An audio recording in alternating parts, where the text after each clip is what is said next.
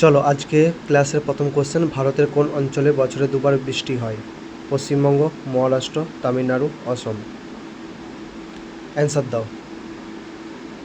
তো সঠিক অ্যান্সার হয়ে যাবে তামিলনাড়ু। 2 নম্বর প্রশ্ন, ঠেসমূল কোন গাছে দেখা যায়? এ ফণিমনসা, বি পাইন, সি গর্জন, ডি সুন্দরী।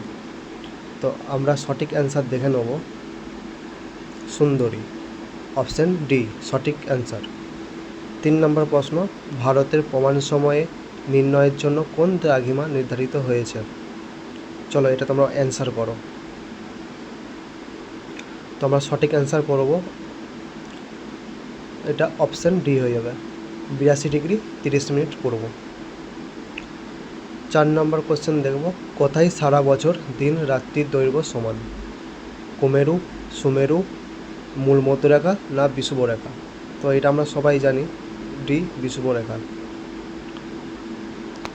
চলো 5 নম্বর কোশ্চেন চলে যাব, কলকাতার স্থানীয় সময় ও ভারতের প্রমাণ সময়ের মধ্যে পার্থক্য কত?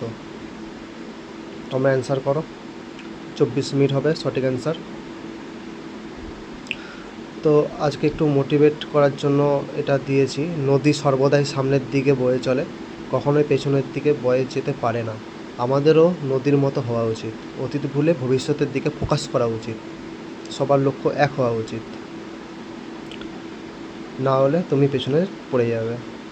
চলো 5 নম্বর কোয়েশ্চেন করো, ভারতের সর্বোচ্চ শৃঙ্গ কোনটি? ডি কাঞ্চনজঙ্ঘা হবে এটা সঠিক অ্যান্সার।